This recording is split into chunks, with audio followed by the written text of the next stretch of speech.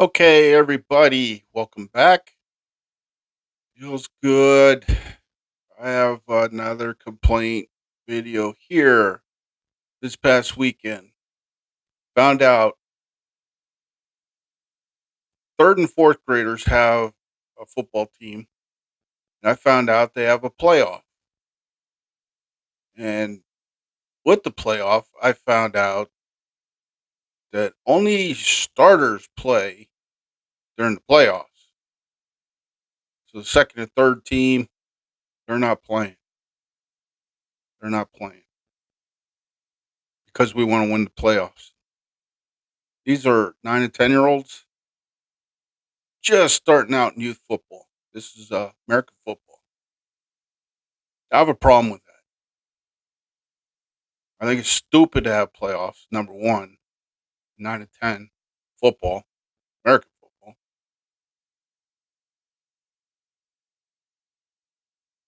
Then only start the starters because you want to win. It's all about the win. And I'm going to back this up with some facts or thoughts.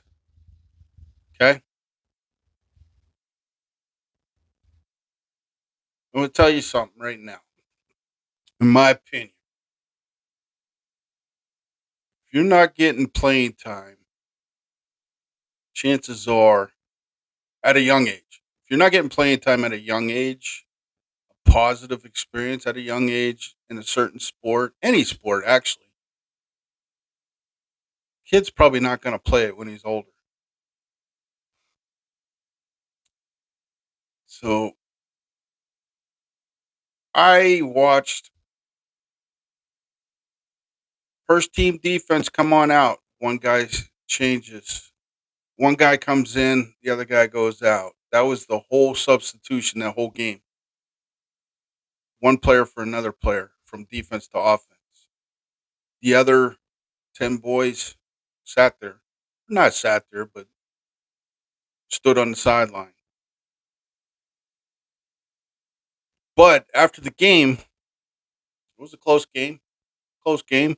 The other team was undefeated. The announcers had to make it known that, hey, our team is undefeated. Great. That's great. Okay. We're talking about third and fourth graders. They don't need the added stress. I understand they're going to keep scoring and everything. I understand about the winning aspect, but third and fourth grade playoffs, really? You're not going to play all your players because you got to win the playoffs? And this is my thought process around it. Okay.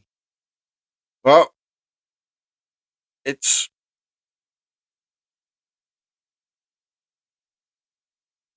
a kid that is not developed. Any kid under 12 years old, you're going to have develop. Kids are going to develop faster than others. Okay.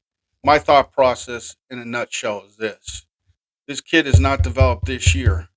So this coach is only going to play the developed kids, the first string kids that are the best to play to win that year. It's wrong. Here's my point. My point is this kid that's underdeveloped, he goes through a growth spurt in a year. In 2 years, he's ahead of the kid that was first string. But you know what? He ain't going out for that sport because he had a bad experience. I went to all these practices. I didn't get any playing time. Playoffs come around, I didn't play. Why should I go? Why should I play? I just get yelled at practices. I don't get any playing time. Not saying 50-50. I understand that. Kid's not developed enough. Yes, you're going to play starters.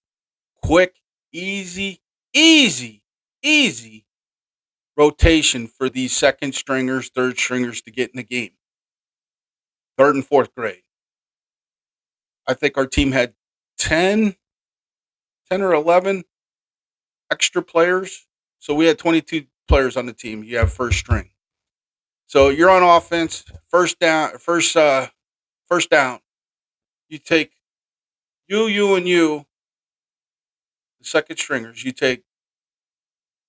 go in first down. You going first down. You going first down. So Bobby's going in at center. Every first down, Bobby, you're in at center.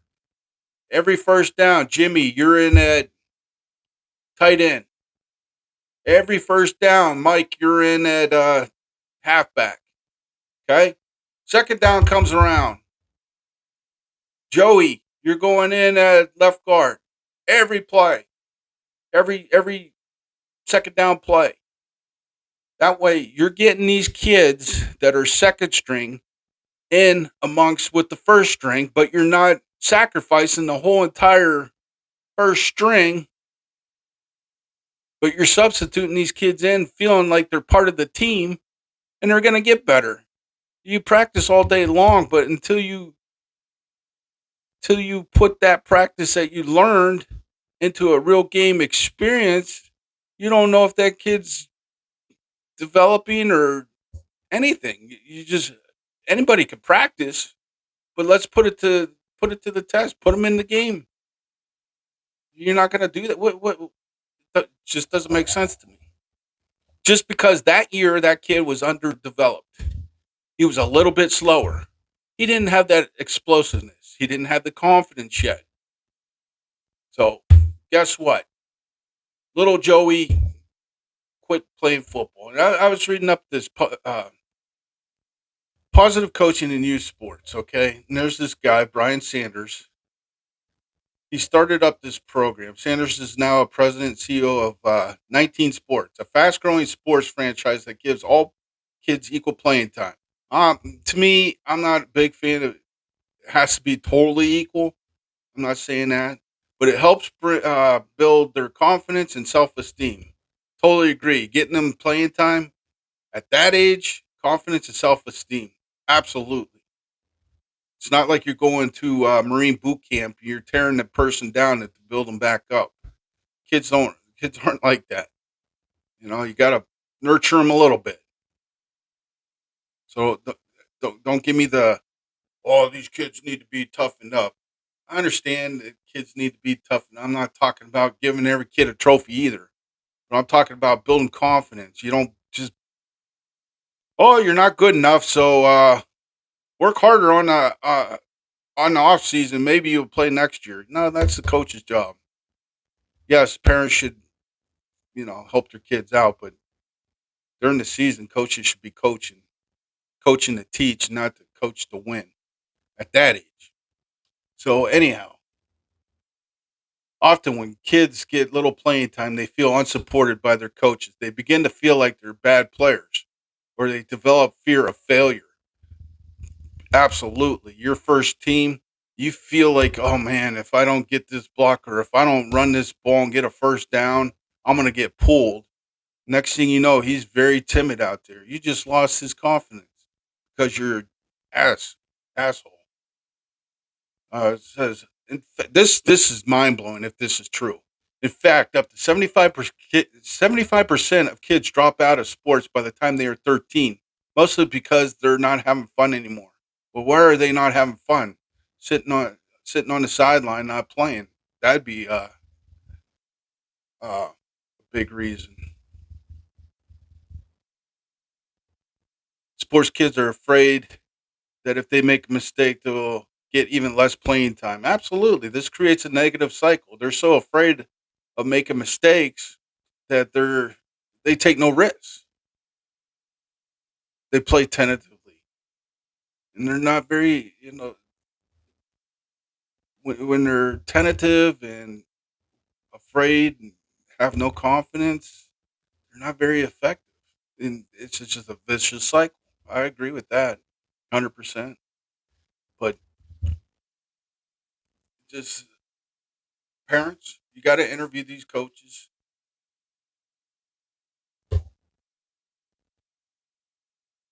Here's what I would do as a parent if I was signing my kid up for the first time. And I'm talking youth. I'm not talking high school. I'm not talking even eighth grade football.